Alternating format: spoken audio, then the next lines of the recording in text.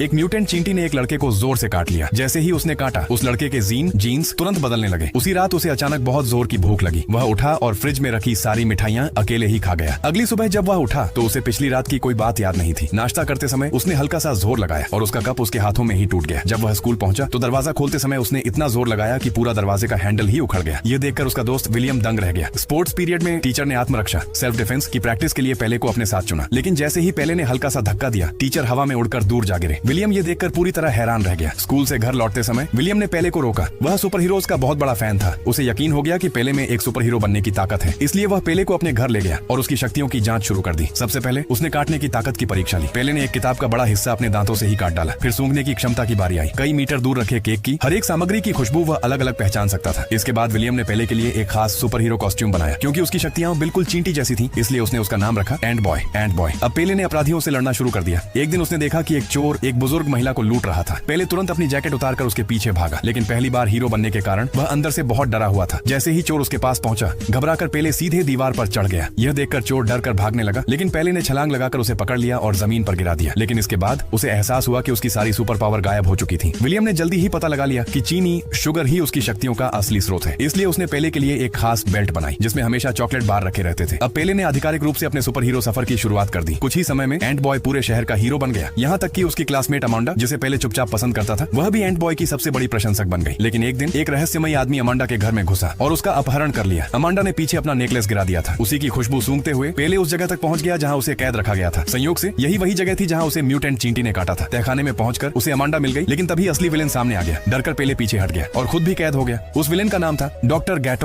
Gator. असल में mutant चींटी उसी ने बनाई थी और उसी की वजह से पेले को सुपर पावर मिली थी। उसने अमांडा का अपहरण इसलिए किया था क्योंकि अमांडा के पिता कभी उसके बॉस थे। डॉक्टर गैटोर का शोध चींटियों की एंटीबॉडी से बीमारी का इलाज तैयार करना था। वह अपनी गंभीर रूप से बीमार माँ को वह सीरम देकर ठीक करने में सफल भी हो गया था। लेकिन ठीक उसी समय अमांडा के पिता ने उसकी फंडिंग बंद कर दी, जिसकी वजह से उसका शोध भी खत्म हो गया और उसकी माँ भी मर गई। बदला लेने के लिए डॉक्टर गैटोर ने अपने शरीर में पिस्सू फ्लैश के जीन इंजेक्ट कर लिए। अब उसे भी पिस्सू जैसी सुपर पावर मिल गई, लेकिन उन शक्तियों को बनाए रखने के लिए उसे लगातार ताजा खून चाहिए होता था। उधर विलियम ने पुलिस को बुला लिया। पूरी पुलिस ने उस विला को घेर लिया, लेकिन डॉक्टर गैटोर लंबी छलांग लगाकर वहां से भाग निकला। अमांडा और पेले सुरक्षित बच गए, लेकिन अगले ही दिन डॉक्टर गैटोर स्कूल पहुंच गया। उसने अचानक हमला किया और इस बार विलियम का अपहरण कर लिया। पेले उसकी खुशबू का पीछा करते हुए जंगल तक पहुंच गया। वहां उसने विलियम को बचा लिया, लेकिन तभी डॉक्टर गैटोर ने पीछे से हमला किया और पेले को दूर फेंक दिया। ये देखकर विलियम चुपके से पीछे गया और डॉक्टर गैटोर की ब्लड ट्यूब तोड़ दी। अब उसकी शक्तियां खत्म होने लगी। इसके बाद पेले और डॉक्टर गैटोर के बीच जबरदस्त लड़ाई हुई। खून की ऊर्जा खत्म होते ही डॉक्टर गैटोर कमजोर पड़ गया और आखिरकार पेले ने उसे जोरदार वार करके दूर उड़ा दिया। इस तरह एंट बॉय ने एक बार फिर शहर को बचा लिया।